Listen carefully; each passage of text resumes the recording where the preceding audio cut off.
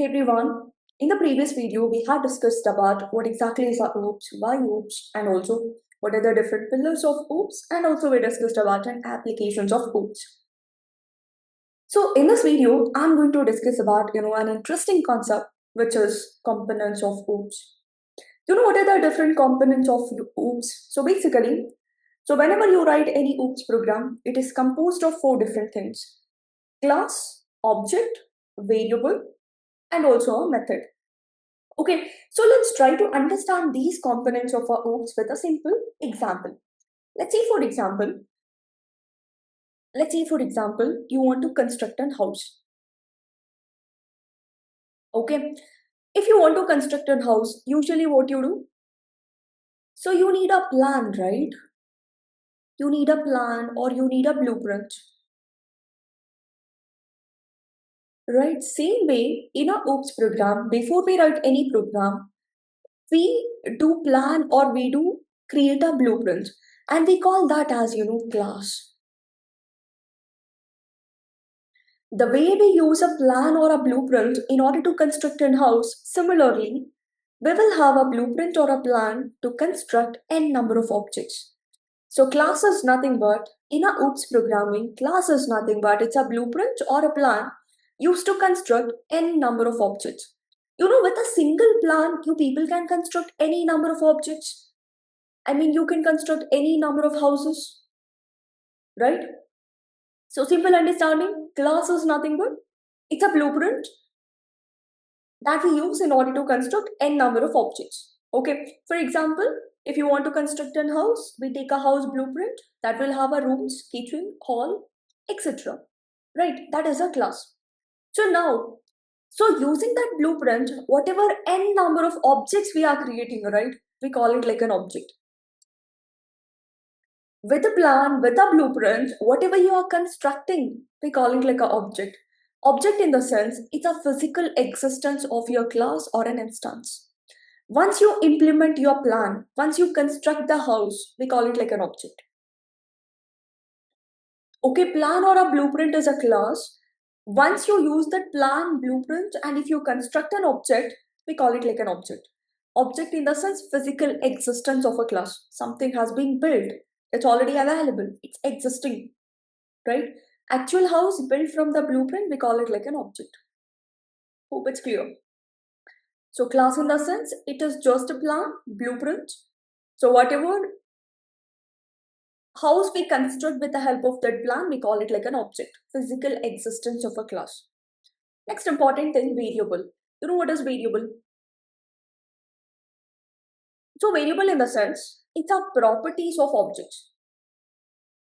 Properties of objects in the sense. So you have a plan for an house, and with the help of that plan, so second step was you constructed n number of objects. Okay, when you are constructing an house, so don't you think there will be certain properties of that object? There will be certain properties of a house, like color which you are using for a house, or how many rooms are there, size. Okay, what type of design? Is it an urban style or rural style? Is it Arabic style?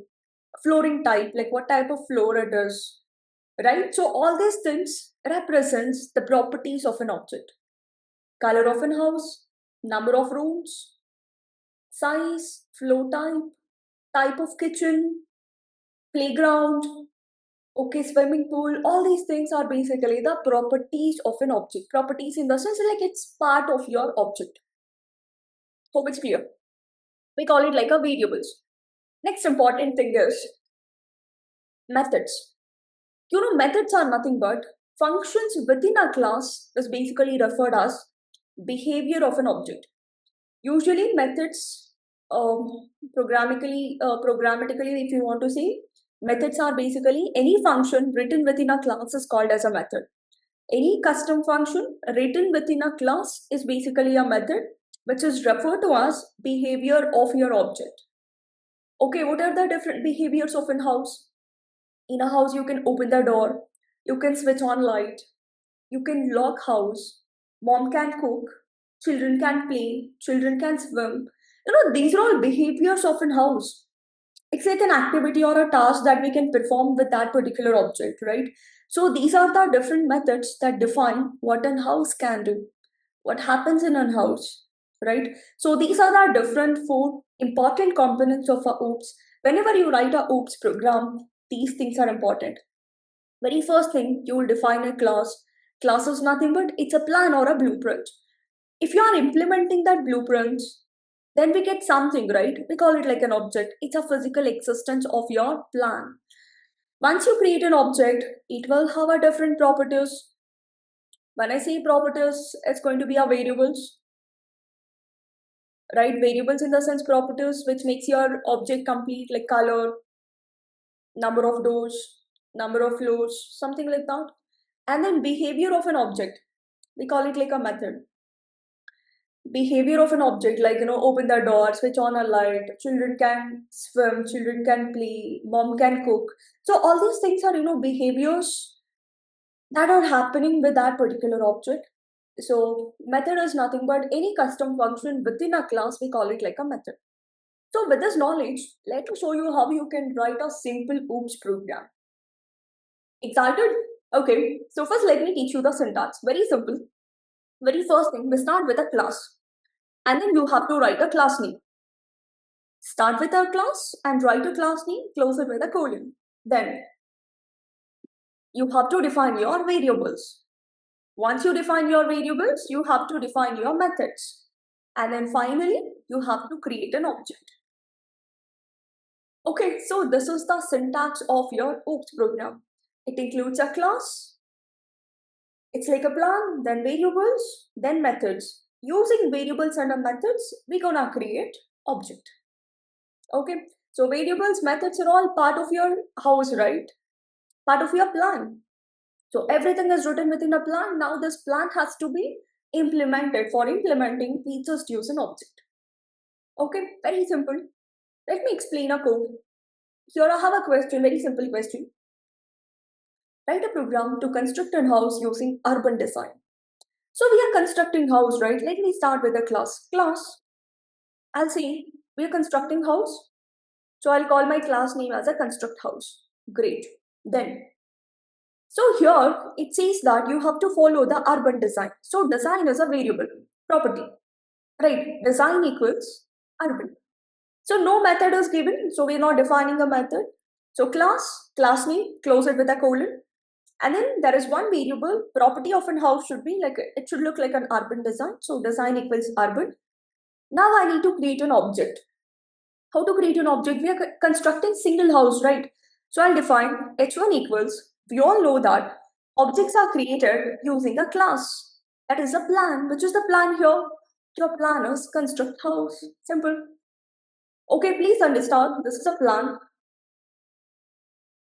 This is a plan. This is a variable which represents a property of a house, urban design.